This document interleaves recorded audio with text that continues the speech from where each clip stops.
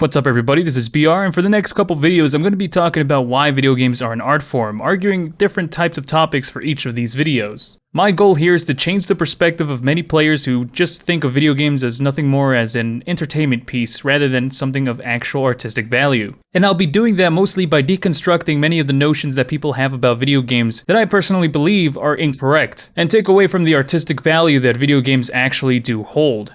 And for this video I'm going to be talking about how video games aren't meant to be made for everybody. So let's get into it. Accessibility has been an important topic among video games for the past couple years. As video games became a lot more mainstream in the past 10 years, the audience of video games have grown ever more. And this has caused a lot of focus in the market of video games to focus a lot more on accessibility, making sure that anybody and everybody who purchases a game is going to be able to experience the game, no matter what kind of background they have with video games.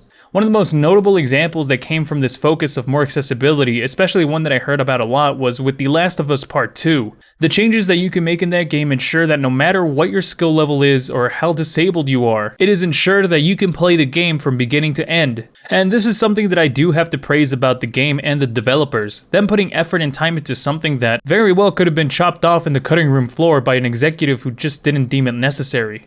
And many people agree with that sentiment, even those who were extremely divisive about the game's release. But with all the positives that that game did bring with all its accessibility options, I do feel that that game kinda did leave an expectation for many players for all games to be as accessible as that one, especially something that is also considered a AAA game. And so now we look at the release of Elden Ring, a highly popular and anticipated game by From Software. The game was an overnight success, but with that success also came a lot of criticisms from many players, those being the ones that criticized the game for not being accessible at all, or not to the degree that most were expecting from a AAA game, especially one that became a mainstream success.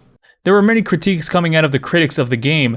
However, the main issue had to do with its difficulty, as the game required a lot of mechanical skill and patience in order to play it. Obviously, the more casual and less hardcore gamers would not have the same appreciation of the game as those who were more skilled or just had more time to invest into the game. And this created one of the biggest debates in online gaming communities in recent memory. And somehow this resulted in one of the biggest YouTube dramas this year, but that's not really here nor there. So that raises the question, should games be accessible to everyone? And honestly, to tell you the truth, no, they don't have to be accessible to everyone. And the reason? Games are an art form, and they should be treated like such, just like any other form of entertainment. Games should not be made for everybody, nor are they.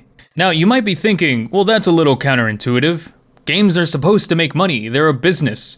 They have to be made for everybody to be as successful as possible. Well, aside from the fact that Elden Ring did so well even without being accessible to everyone, wouldn't that also have to be true for movies and TV shows? They also require money to be made, and a lot of those are made to just make money. But that doesn't erase the fact that they are an art form. Someone has to make these movies. Someone has to have a creative vision to make a movie or a TV show. Someone has to apply a little bit of themselves for that art to have intrinsic value. Monetary value be damned.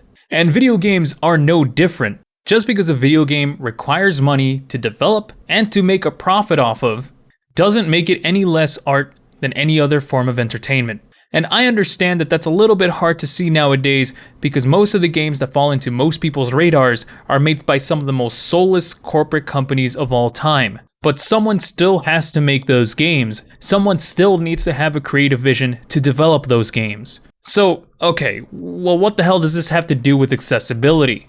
Well, the main argument that I hear with a lot of games is that if it's not made for everybody, then it makes it a bad game. That's my real issue with everything here. Because if video games are an art form, then inherently, they can't be made for everybody. Art is subjective.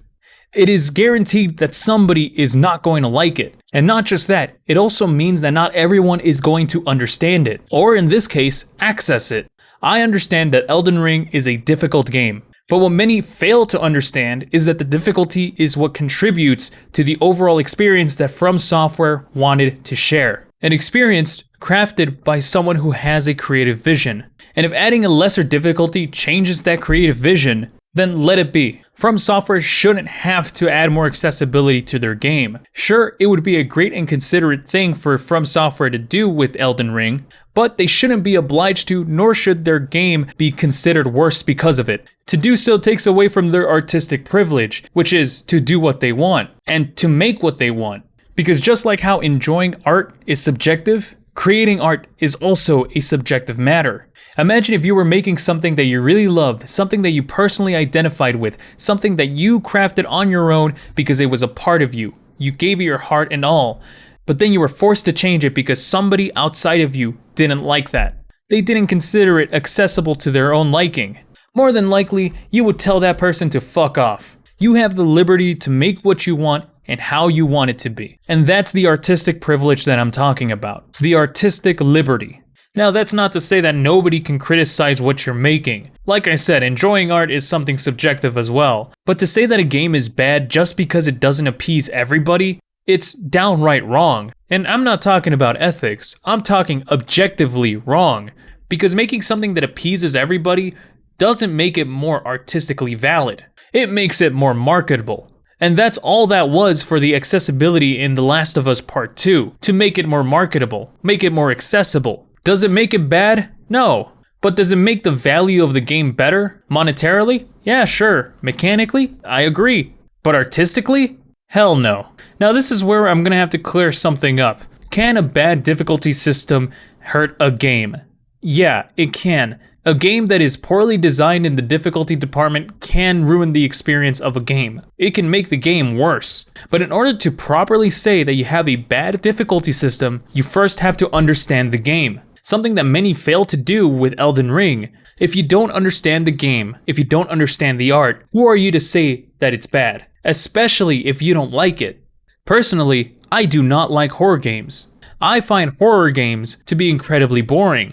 And because of that, I don't understand or appreciate a good horror game. I have no clue what makes a good horror game. Can I still give an opinion about one? Yeah, of course. Literally nobody is stopping me from doing so. But can I honestly give you a valued, worthwhile opinion about one? Probably not. And so I don't. It's like asking a rock listener to give you opinions about rap. And while I might say that yeah, it's kinda dumb to do so, I'm honestly gonna hold the rock listener into more scrutiny for doing so in the first place. Can he tell me his opinion about how rap really sucks? Yeah, but does it actually matter? No. Games are not made for everybody, and they shouldn't have to be. Just like with any other art form or entertainment, how you consume a game is going to be entirely subjective, but so will creating one. And more players really have to understand that some games and art aren't going to be made for them, and that doesn't make games better or worse for it. But now I'd like to hear from you. Tell me your opinion about this topic. Do you agree with my opinions, or do you think that games should be accessible no matter what? Please leave your opinion down in the comment section below. If you found this video interesting, like it if you liked it, dislike it if you disliked it, and if you'd like to see more videos just like this, make sure to subscribe. And if you'd like to support me, I do have a Patreon in the description. Thank you so much to my fellow Patreons, and I will talk to you later.